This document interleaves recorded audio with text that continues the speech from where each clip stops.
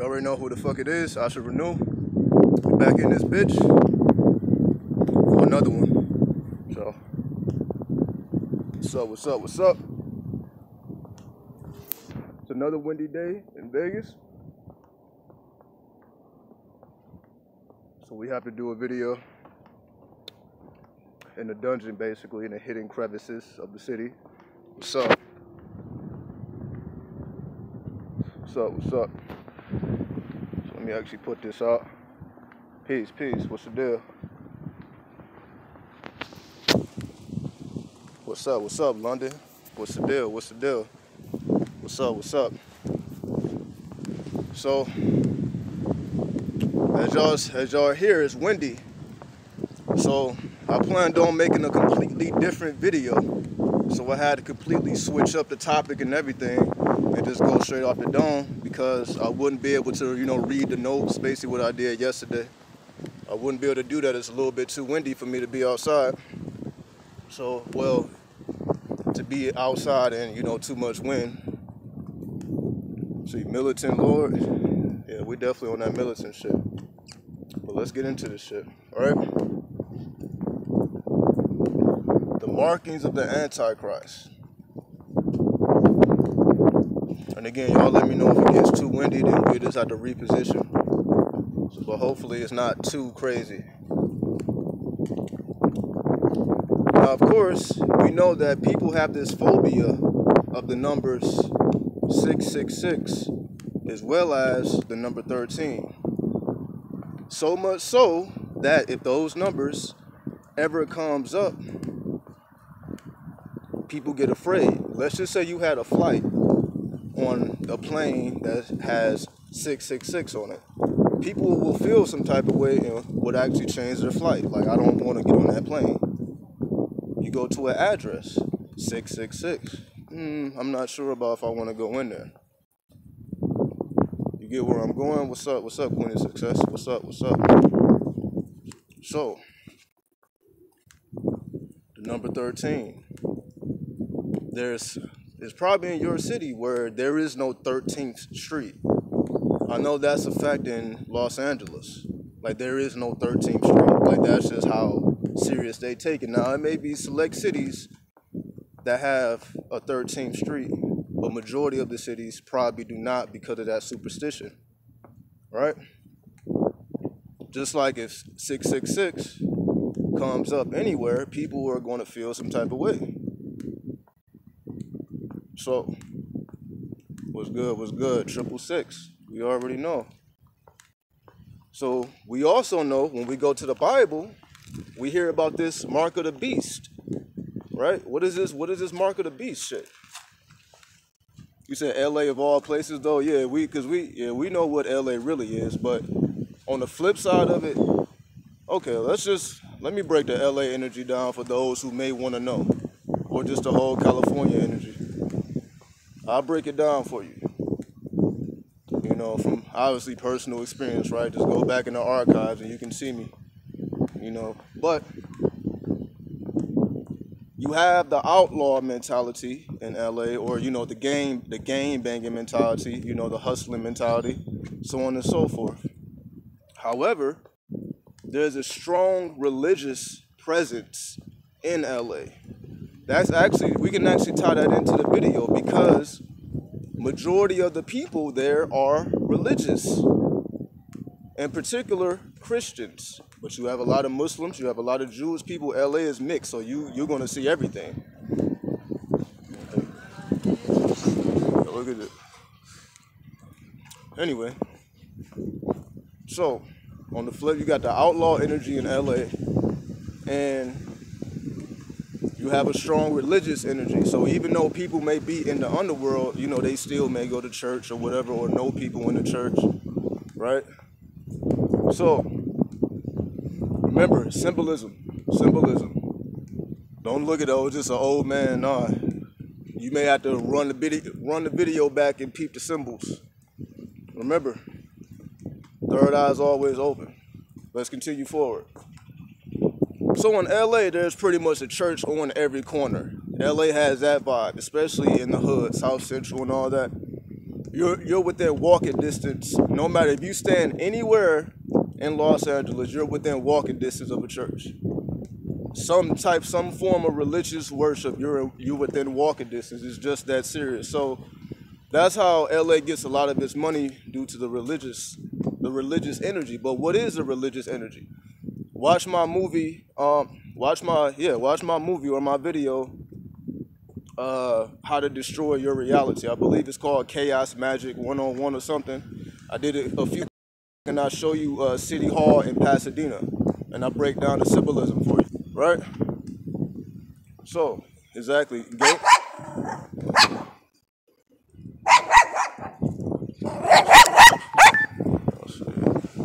Anyway. So, you know, it's all live.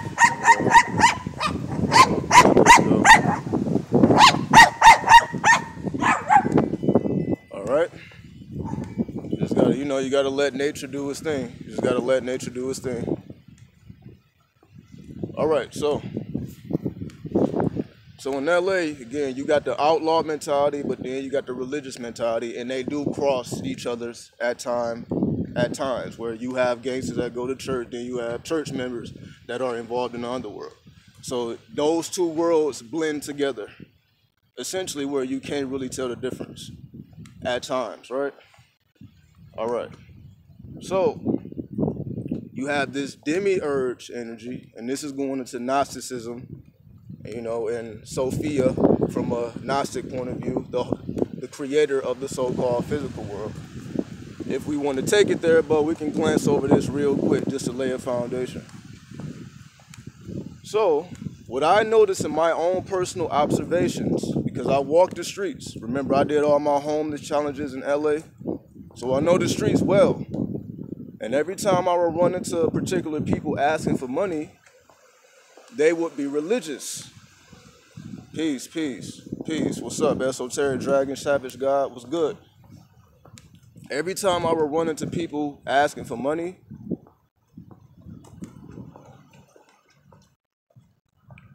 they would be religious. They would say, praise God or whatever.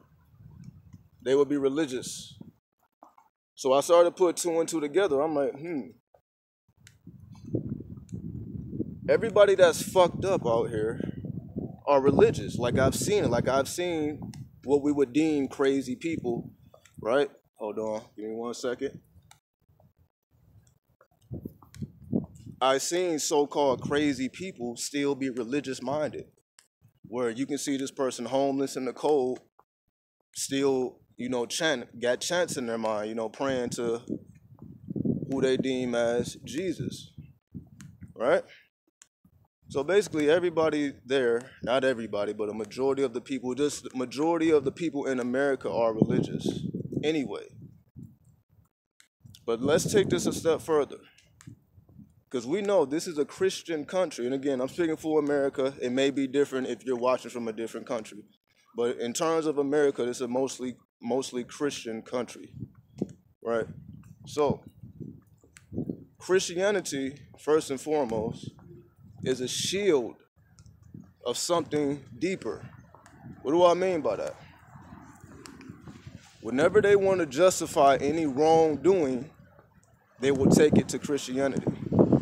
Every war has been justified religiously, right? They're not just going to go into somebody's country with guns. They're going to have to make it a holy war. The holy wars, right? Just take a look. Take the look back in the archives to 9/11, right? When we look at 9/11, they made it a holy war, exactly, to hide their wickedness, exactly. They made 9/11 a holy war, and that's the only reason why it was able to go as far as it did. All the world wars is holy wars, and they feed off of the energy of these holy wars. So we understand religion is a shield being used to justify wickedness, basically, right? So as long as you got that shield of religion, You can justify taking life, taking money, taking resources, doing whatever the fuck you want to do, right? As long as you got that shield of religion. Or, you know, for cops, as long as you're wearing that badge, you can carry that gun and you can, you know, have your way. This is what we see, right? They hide behind the shield. They hide behind the shield, and that it's called the shield because it's really shielding something a lot more wicked than meets the eye, right? What's good? What's good? Okay, so we know that this is a Christian society. So what is this fear of 666 and 13? Actually, you know, it's starting to get windy. So I'm just gonna walk back. We don't want to fuck the audio up. All right. So we know that people, 616 as well, right? 666 as well as 616. Because some people say the mark of the beast is 666, some people say it's 616. It's two different perspectives. They all lead to the same destination, so we'll get into that. So what is this fear of 666 and 13? Because we know that the people are truly wicked, using religion as a shield. So why do they promote the fear of 666 as well as the 13? So much so that there is no 13th Street. I know here there is no 13th floor. There is no hotel that has well, it may be a few hotels, but majority of the hotels don't have a 13th floor. It goes from 12 to 14. A lot of buildings don't have a 13th floor. It just goes from 12 to 14. They skip right over 13. So 13 pretty much has like been blackballed in America, at least. For the most part. The number 13, in terms of when it comes to the physical structure of things, you're not going to see too many 13s around, right? You're not going to see too many 13s around. You're going to see them 12s and you're going to see those 14s, but no 13th floor, no 13th street. It's a rarity if you do see it because of that religious context. They want people to feel a certain type of way about that number. The same thing with the 666. So when it comes to the 666, we know that the mark of the beast is spoke about in Revelations, the 13th chapter. The 13th chapter of Revelation talks about the mark of the beast. There's a 13 again. So we see that the number 13 has this apocalyptic energy, this chaotic energy, this destructive energy, right? But we know that from a different perspective. We know that as Rahu. 1 plus 3 equals 4, and we know Rahu is all about, the outlaw energy. We spoke about that many, many times at 444. So we know about that 13 already from a different perspective. But they also know about it from their perspective as well. So, and exactly 666 as well as 616. So why do they promote the fear of these numbers to the masses? Not because they are truly afraid of it, because they are occultists, they're alchemists, they know the true science. So, but why do they promote the fear to the masses of the people who don't know the science, who's shielded from the science because they're limited in their thinking? Because again, the only way to expand your thinking is to think outside the box, to think abstractly. In order to think abstractly, you need to tap into your imagination and your creativity. But there's no way to tap into your imagination and your creativity, just doing everyday normal stuff. For example, how many people have a clear sky? And I'm not talking about clear as cloudless, because you don't see any clouds here. How many people can truly see the stars at night? Not many people that you have to live somewhere in a rural area where it's not many lights. But most of the people in major cities, you can't see anything in the sky. Especially at night, you may see a couple stars here and there, but you're not seeing the Milky Way. You're not seeing that arc that's formed naturally in the sky. You don't see it. Why don't you see it? Because we have all this extra stimulation going on, right? You have to go outside of your city to truly see how the sky truly looks without artificial intelligence or matrix environment. Because a lot of people ask, what were ancient people doing? How did they think and all that? some people can't think outside of the internet. What was people doing before internets and cell phones and all that? Well, mostly they had clear skies, exactly. They were able to gaze into the stars and construct mathematics and pull down divine revelations such as astrology and numerology, right? To give meaning to life. They were able to give meaning to life through gazing into the stars, right?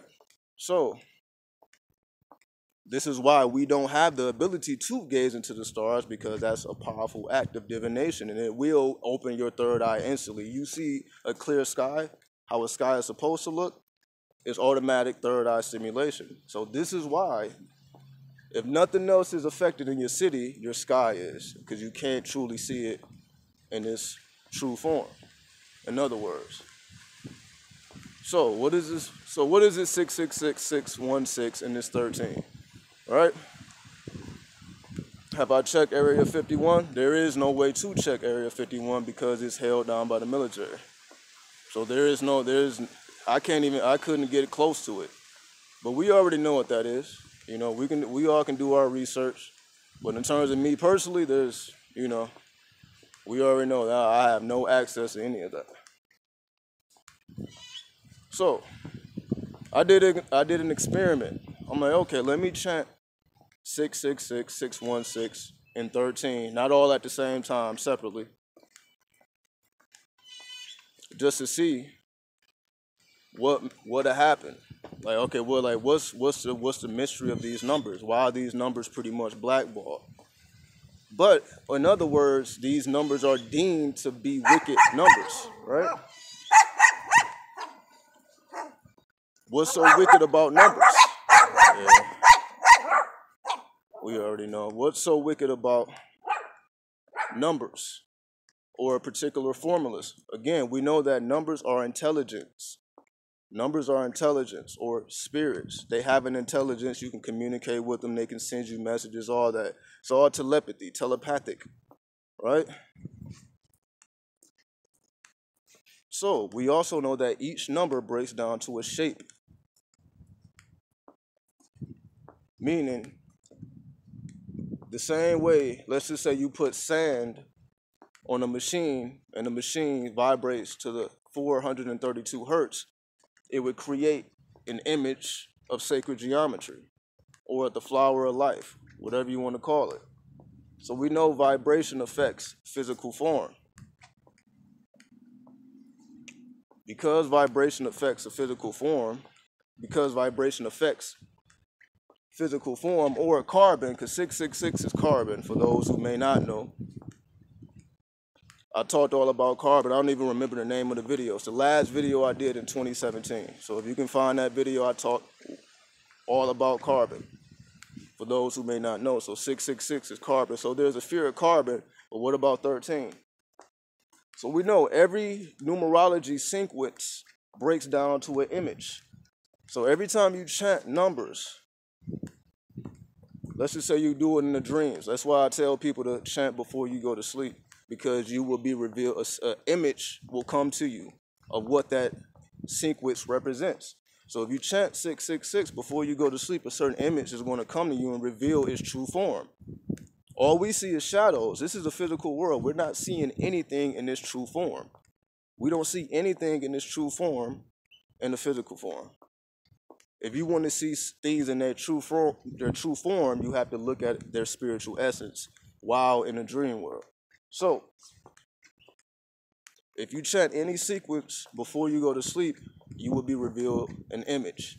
So there's an image that resonates with the number 13, just like there's an image that resonates with 666, just like there's an image that resonates with 616.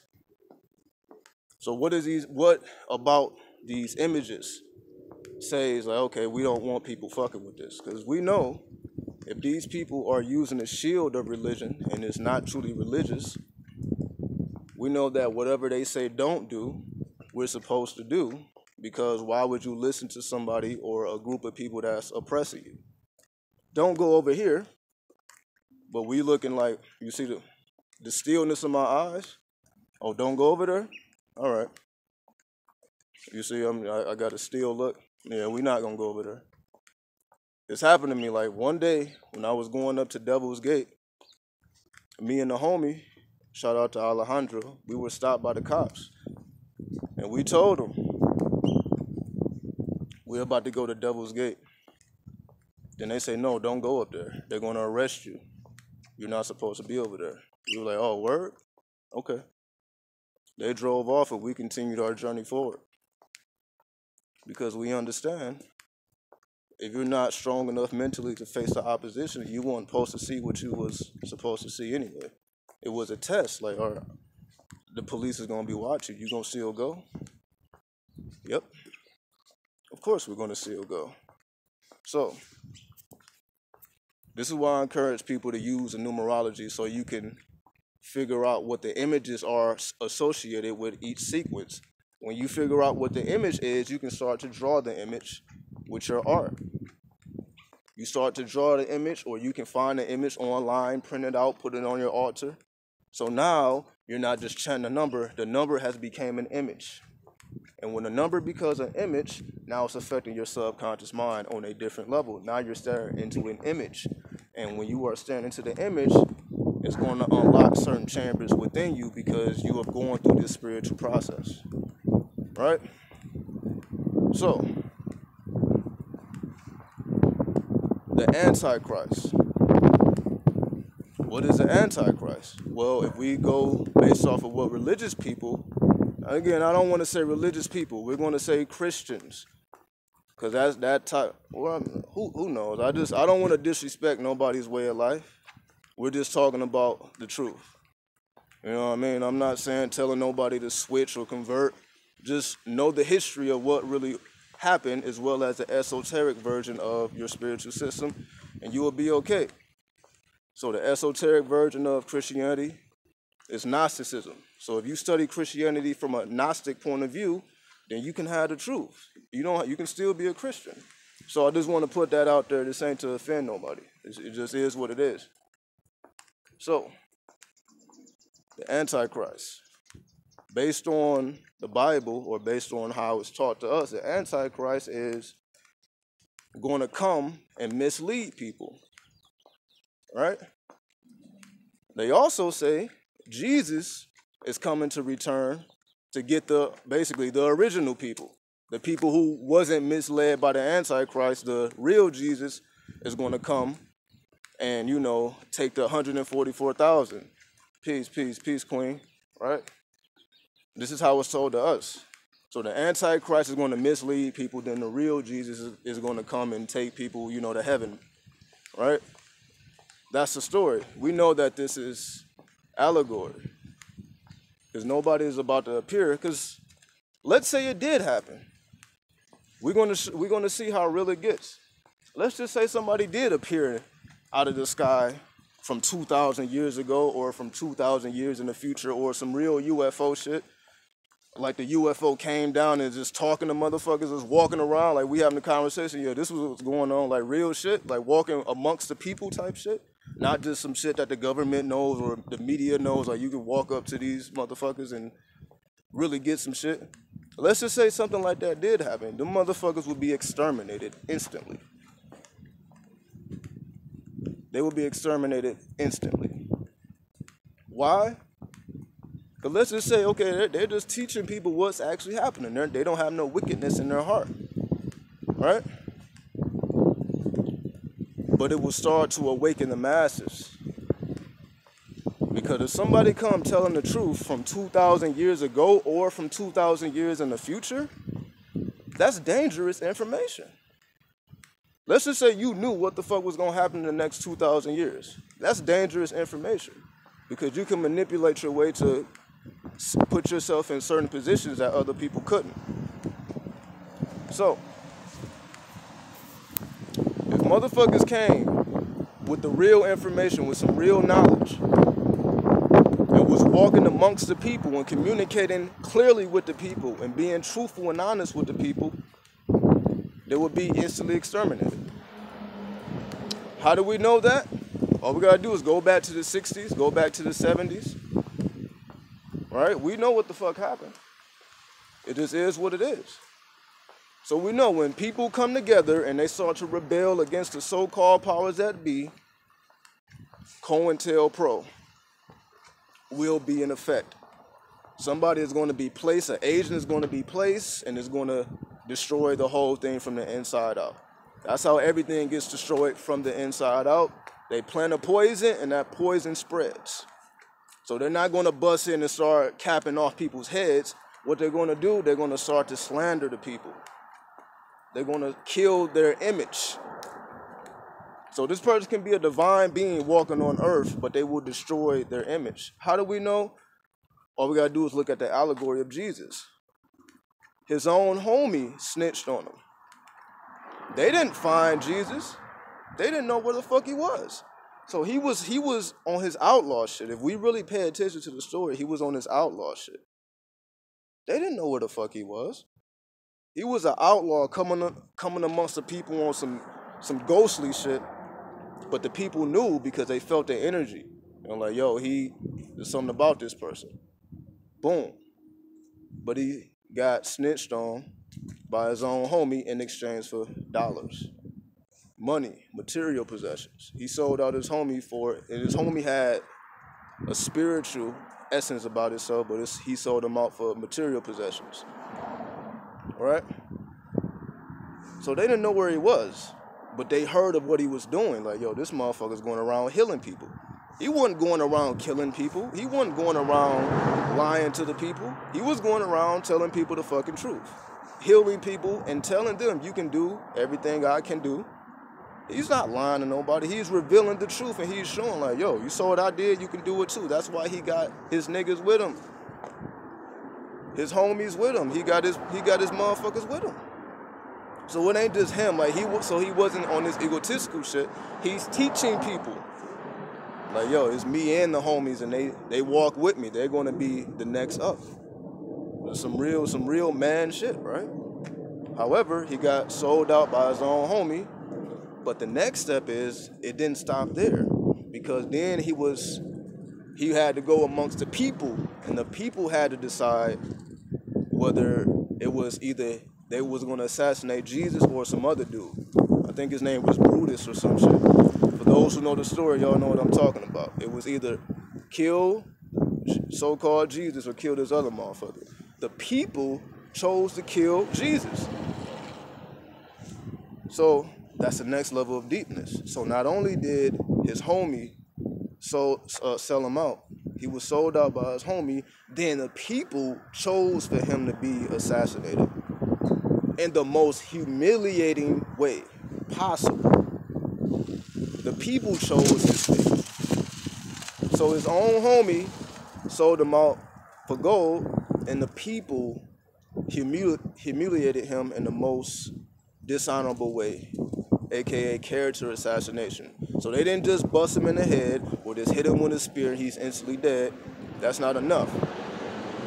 We're going to assassinate his character. He's going to be dragging his cross in the middle of the street so that everybody can see him. He's going to get whipped. He's going to get fucked up, right? So, I'm saying all this to say, if a real motherfucker came down to the people spitting that real shit, they will be assassinated one way or another. So we saying that to say this so-called story of a Jesus coming back and saving people, that's not going to happen, because we know how the people are.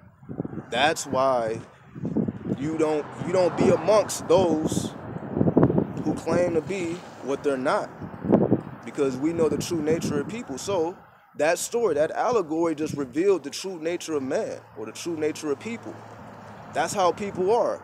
Because, right, again, go back to 9/11. Even though the planes hit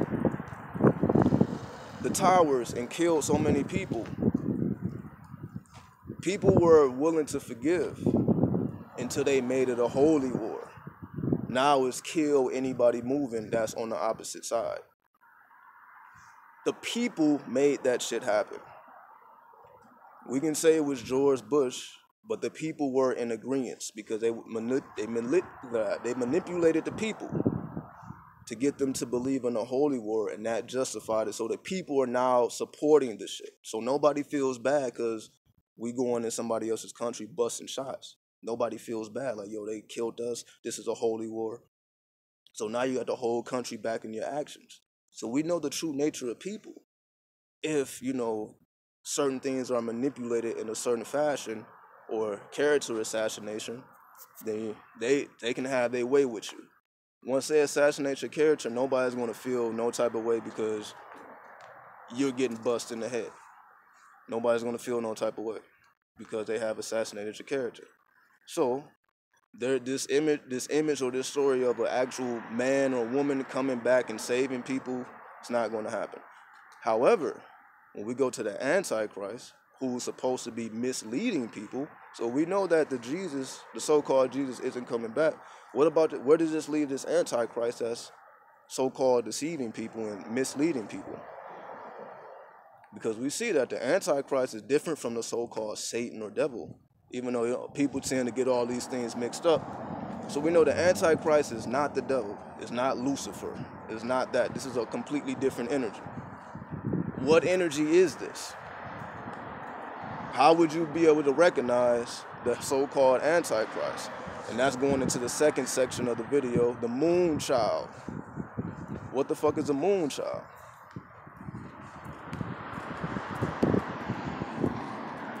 A Moonchild, basic definition of a Moonchild is somebody born into this world to fuck shit up. For the technical people,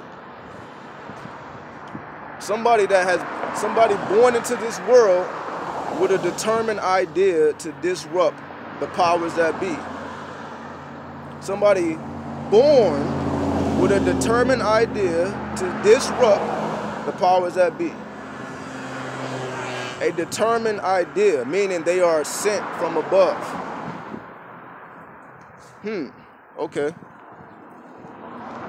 So this so-called Antichrist, or this Moonchild, is a child born into this world to cause massive chaos.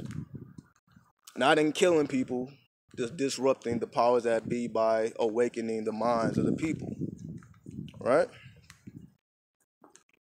Peace, peace. What's up, what's up? So, exactly. That's why I'm talking about Los Angeles, not brought Los Angeles up, because this is where this energy all kind of came from. Because there was a time where the energy was one way and the energy changed. But we'll get into that in a different video. Let's stick to the Moonchild.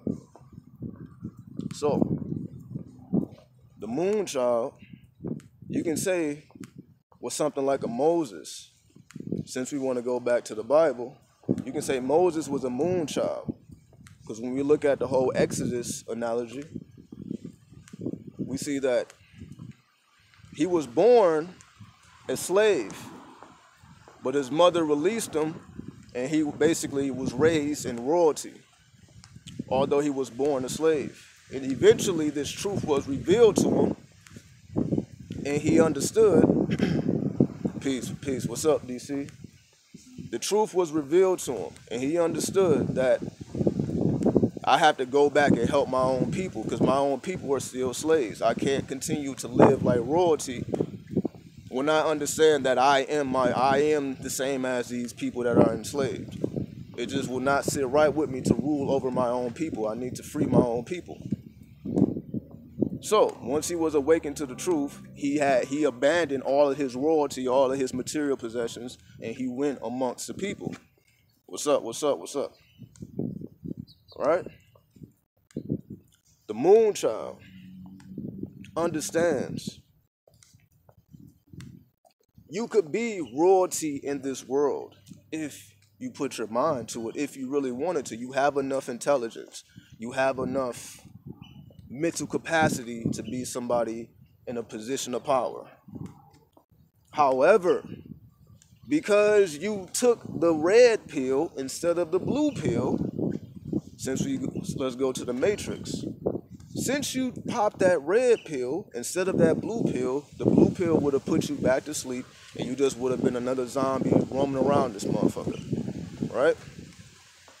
Because you chose to pop the red pill instead of the blue pill, although you have the potential to be great in the eye of the world or the illusionary world, because you know the truth, essentially, you abandon all of that shit, all of these worldly things, and seek after the truth. Because again, let's go back to Moses. Moses had to have that connection with that higher power or the Most High. He had to go, I believe he went up into the mountains, right? He spoke to the burning bush, right? We know what the burning bush is. You know, let's be real. We know what the burning bush is. However, let's stay on point. So he had to isolate himself from his people and seek wisdom. It wasn't going to come in the material world. He had to have a spiritual experience. He had to have a direct connection with the Most High because he knew that he couldn't do it himself, right? He knew him as a man, he didn't have enough power as a man, as one man, to lead a whole nation of people. He understood that I, as one man, I just don't have that type of power. And I'm not going to bullshit myself to thinking that I do have that type of power. So he knew that he needed some divine intervention. So he inhaled that flaming bush and had that direct experience. Once he had that direct experience, now he understood I and the spirit are one. Now he's about to go back and complete his mission to live out his destiny.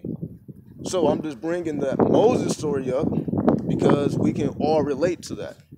When you first get this knowledge, you feel separated from everybody around you. Because now you're thinking different. Now you know the truth. Now you're not denying the truth. Right? And again, I see y'all asking questions, but I just smoke, so I'm trying to keep my mind in one track. So just hold the questions till after. I'm gonna speak about 5-10 more minutes. So just hold the questions for a few minutes so I can complete the thought without getting thrown off. Because we in a mental state right now. So I brought up Moses because when we first awaken, we feel separated from everybody around us because we choose to embrace the truth. Or we understand that there is no going back. There is no taking the blue pill now that you took the red pill.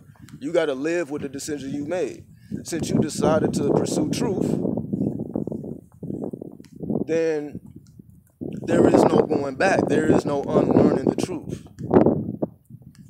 Because there's no unlearning the truth, now you have to walk your destiny. And when you neglect your destiny, you're going to get punished now. That's the difference.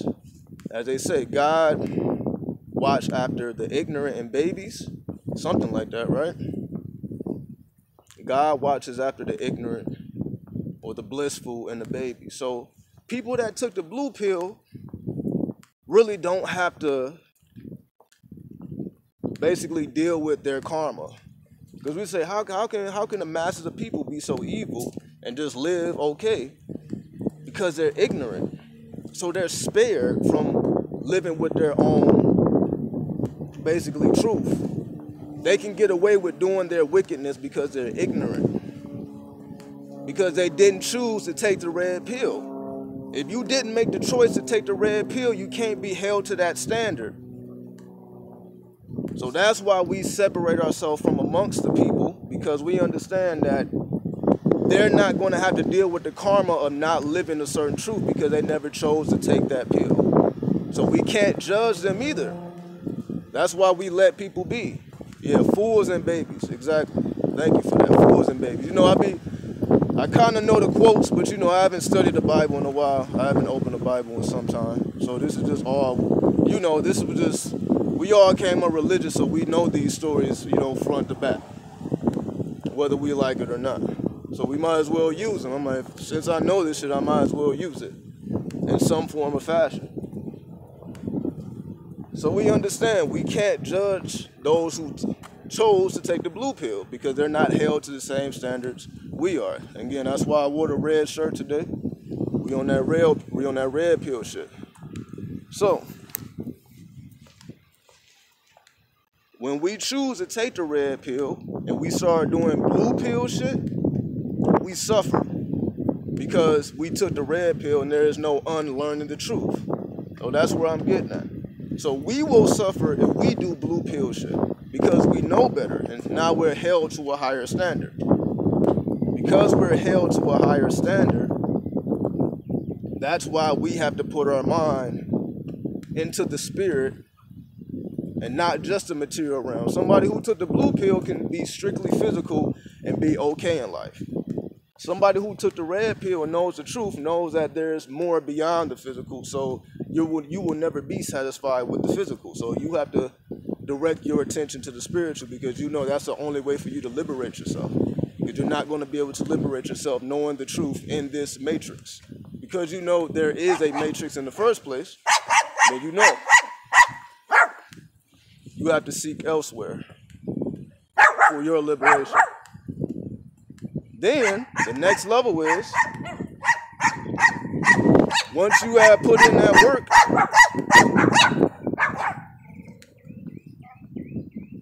once you put in those 10,000 hours, once you master your lifestyle, now you have to go back amongst the people,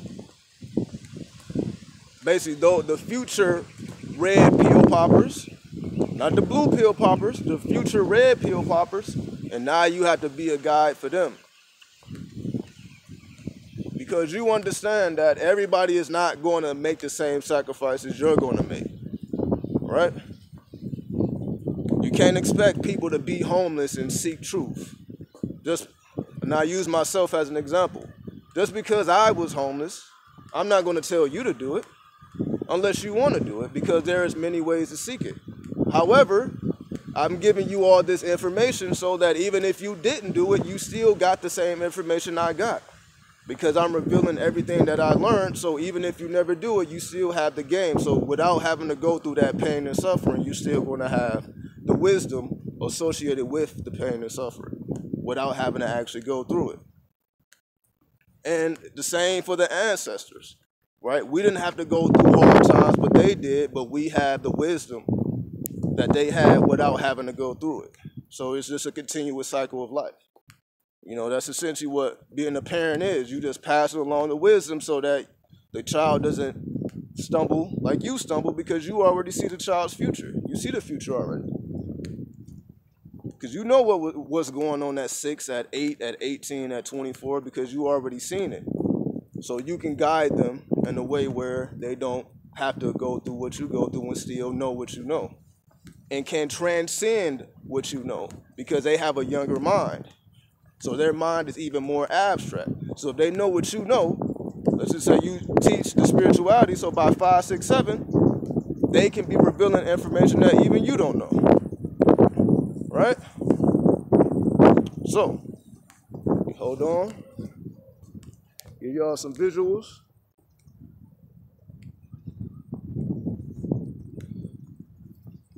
So getting back to the Moses story. So once we remove all the things that are unnecessary, basically you can say Moses chose to be homeless and walk amongst the streets. And basically the spirit revealed itself to him. You could say through the form of a homeless person or through the form of a particular experience. It may have been an animal spirit, whatever. The spirit reveals itself to Moses. Then Moses has a new spark of life. So he can do more than he done before. Or essentially, he just realized his anima, like we were speaking about yesterday. He just realized his anima, and he became empowered because he realized his own potential. And he always had the potential within him, but he had to go within to truly know that and have that direct experience. So it's not somebody telling him that. He knows it from within now. Instead of knowing from the outside in, he knows it from the inside out. That's the difference. So growing up, because he was raised amongst royalty, so he knew the occult wisdom. He knew the science because he was raised in royalty. He had the best Excuse me for that. Lips is kind of dry. I actually can fix that. Give me 1 second. We definitely don't want to have crusty lips going on. So hold on. Let me fix this.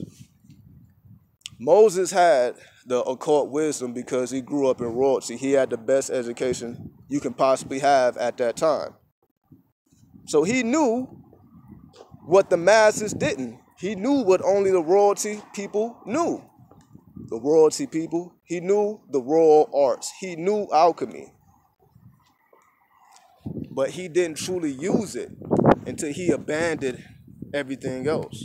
So the alchemy he learned as a child didn't truly activate until he had to release all material possessions and have an actual direct experience.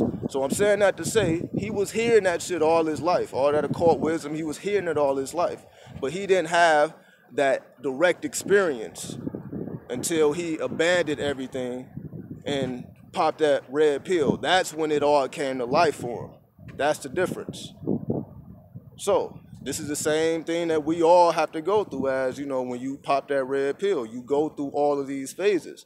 These are all phases we all experience. So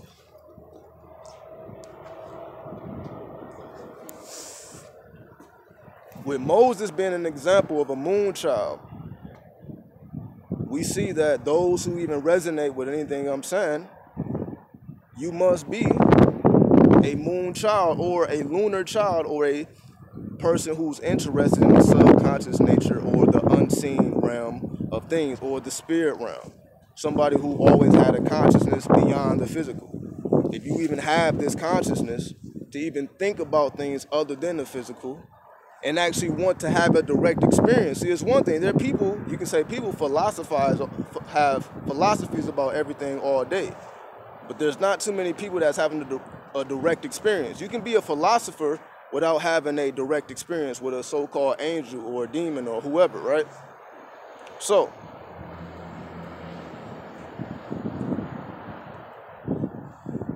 because we understand that you can be a philosopher without having a direct experience, when you seek to have a direct experience, you know, you basically have to take the hard way. Or you can say the rites of passage.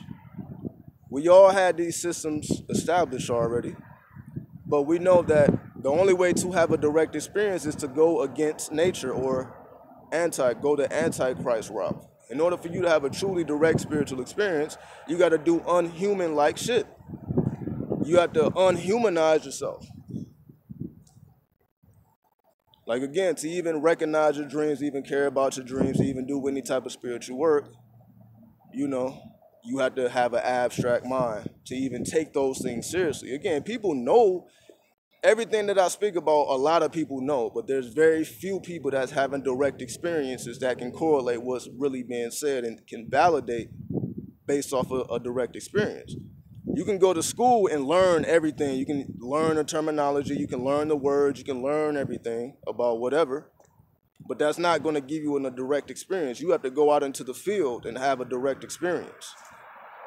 Without you having that field work, putting in that field work, those 10,000 hours and achieving that mastery, that's the only way for you to have that spiritual insight we talked about. Now you have the ability to have a direct experience. Moses had already put in the 10,000 hours because he came up learning the royal art. So once he achieved the 10,000 hours and he abandoned everything, his mind was already open enough to have a direct experience, but that was just a phase he had to go through. Can you truly abandon everything you hold sacred to have a grander experience? A lot of people are not willing to make those kind of sacrifices because again, look at the world we're in. You can say even if a person has a so-called good job, you know that, let's just say the product you sell is something that really doesn't help people. You know, it's like you have to wear a mask. You know, you can be getting paid a lot of money, but you know, like this place I work at, they're not necessarily the most holy people on earth. We'll just say that much. You know, you have to kind of keep your mouth shut about certain things that you may not agree with. Like, I don't know about that, but I'm going to take the paycheck. So we understand that everybody is not willing to, like, know what, I can't even associate myself with no fuck shit. Everybody is not willing to do that. So they know all of this shit, but they will not have a direct experience because you're too caught up in everything else. But you always know. But again, we can't hold them to a certain standard because they chose that lifestyle. They chose to wear the mask. When you choose to wear the mask, then we can't put you on a level of somebody knowing the truth. I mean, you chose to sleep and hide from the truth, so you must be treated accordingly. But when you chose to take the mask off and to see the truth, then you know that you have to be willing to do more and to go beyond and to suffer a lot more, to take on even more challenges, aka the kefir, once again. So this is all how these things correlate. So I'm just giving all these examples. It definitely is beautiful. So that's why, like, I didn't want to make a video making nobody feel bad and make, oh, this is a wicked video. It's not. But if you understand the royal process, the royal art, if you understand the alchemy of the analogies, do you know that you can apply this to any area of life and any phase you may be in to go forward? Now you can perceive your future and go beyond anything we have ever seen or thought. That's the potential. So again, this is not to bring nobody's energy down. It's to make you aware of your potential by using these stories that we already know. We already know these. Like, I didn't have to read any of this stuff before making a video. This is just stuff you grow up hearing. So I'm like, we already got all this information implanted in our subconscious mind because we grew up in a religious house or whatever house. Although we may not necessarily agree with the philosophy, we understand that there's an esoteric version of everything. So if we look at the alchemy instead of the philosophy, we understand, like, oh, okay, this is why this shit is in my subconscious mind. So this is how you integrate your subconscious mind with your conscious mind, by realizing the subconscious mind is not my enemy. Just because I may have not agreed with my childhood, or I don't resonate with it, or it may be bad or okay or good, it's not for it to be your enemy. When you make your subconscious mind your enemy, that's when your shadow gets out of hand, because you're making your subconscious mind your enemy. When you integrate your subconscious mind, you realize, okay, there's a reason why I went through all these things. There's a reason why I remember certain things and I don't remember certain things. Like, all these things still play a part in my life, and I can either integrate it or I can fight against it. The alchemy is, can you integrate the contrast? That's the alchemy of the subconscious mind being integrated with the conscious mind. Can you integrate two polarities? We understand the law of polarity, but the law is about integration. Can you truly integrate something that's completely opposite? The shadow is completely opposite from the self. The animus is completely opposite from the anima, but can you integrate two polarities or two contrasts? That's what creates art. Art is integrating contrast. So instead of you speaking the truth, you may want to integrate the truth into a painting, into a drawing, into visions or whatever, influence your dreams or whatever. There's many different ways to create art. So I think I made my point pretty clear, especially being faded. I don't even know how I made it through the whole fucking video, because my mind is all over the place. But hopefully this shit made sense. Hopefully it made sense. I wanted to tap into my lunar aspects, because again, this is why I smoke personally, to tap into the lunar, so I can reveal to y'all the wisdom. Somebody said, is the weed good? Was the video good? If the video was good, then the weed was good. So you on drugs now? Definitely stay focused regardless. Whether you do drugs or not, you got to stay focused, especially if you pop that red pill. If you pop the red pill, then you can't be a couch potato, basically. While everybody else can just go to work, come home, smoke, and just lay down and kick back, because you took the red pill, you gotta your mind has to stay active. You don't get to be a couch potato. You gotta do even more than those who are not awake. So whatever you do, just know that The drugs are supposed to add more challenge, but it's for you to overcome more challenge. The drugs are not going to make anything easier. It's going to make things harder, but since you embrace the challenge, then you know, okay, I need that extra pressure. I need that extra pressure because I'm trying to mold a diamond, right? Are drugs portals? The drug itself is not the portal. It's your mind that's the portal. Because again, just because you smoke don't mean you're going to have a spiritual experience. It's not the weed or whatever drug that's giving you the experience. It's you being able to tap in and direct your mind to the portal. Meaning weed will take you to the gateway, but weed is not going to take you through it. That's the difference. Weed will pretty much let you know that there is a gateway, but it's not going to walk you through it. You have to make that conscious decision and direct yourself through the portal. So weed takes you to the portal, but it's not going to take you through it. Now you still have to utilize your mind, whether you was using drugs or not. So again, drugs make spirituality harder. Don't make spirituality easier. But if you don't mind challenges, then knock yourself out.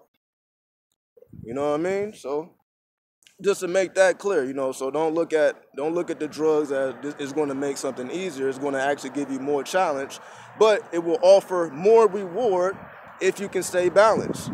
If you can stay balanced and don't make the drug the main thing and you always keep spirituality first, then it will offer you more rewards. You can go even deeper, but that's if you accept the challenge. And eyes is watering up. Damn, I guess I'm bringing myself to tears. But that's the lunar energy coming up. You know what I mean? Exactly. So psychedelics. What is psychedelic? Psychedelic just means to make the mind clear. Psychedelic. Delic mean form. Psyche mean mind. Mind form, to form the mind outside of yourself. So to see your mind on the outside. That's all it is. So it's not doing something that's not already happening. It's just making you aware of what's already happening. So when people have like these DMT trips and all that, it's just making you aware of what's already happening. It's not causing you to do something you wasn't already doing. You just have the awareness of it now. Now that you have the awareness of it, now like, okay, how can I tap into this without the drug? That's another puzzle. Because it's going to show you the reality, but can you tap into it without it now? Exactly. You are the psychedelic.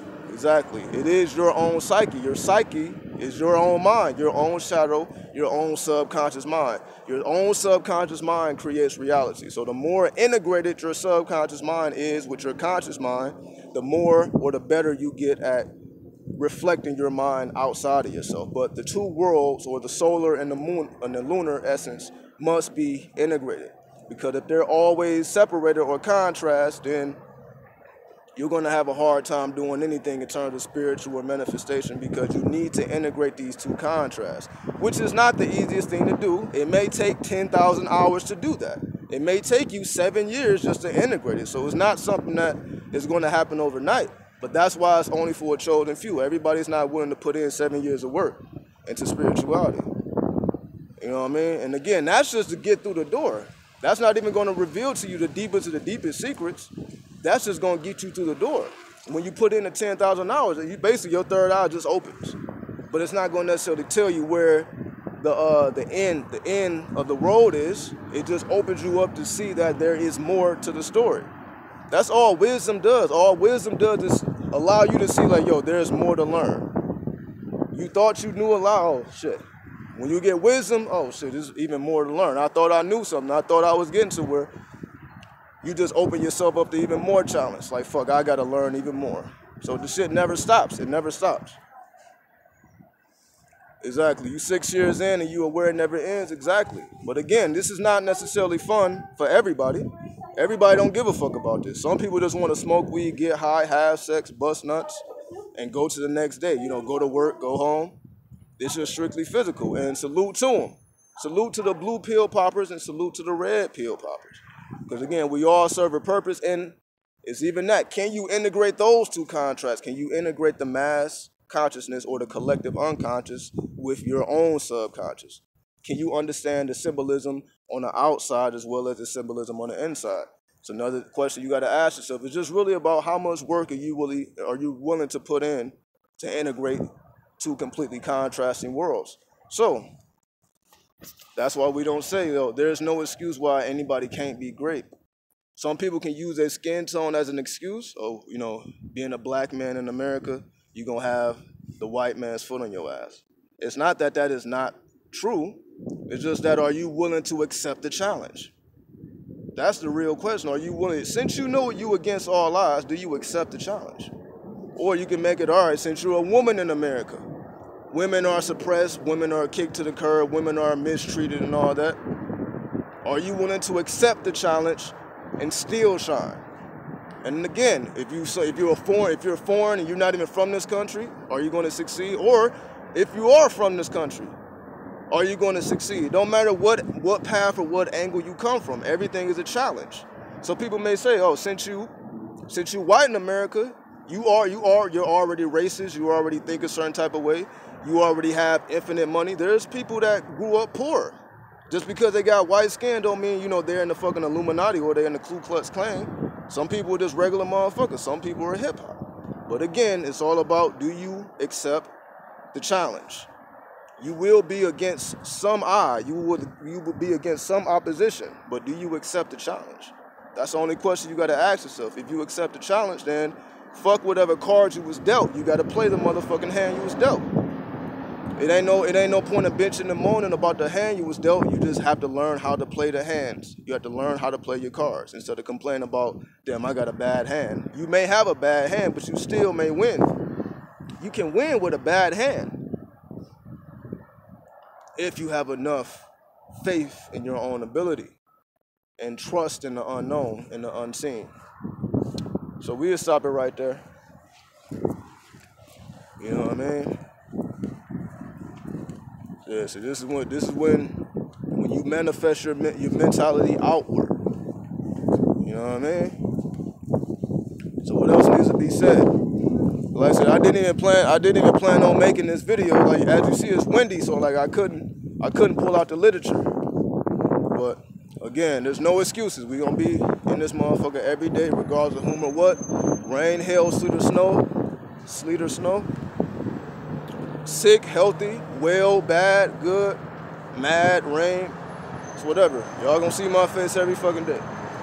So, till tomorrow, peace, hotep, chaos, destruction, madness. Shout out to the Moonchilds, the Moon Children. Raise hell. We out this bitch, 100.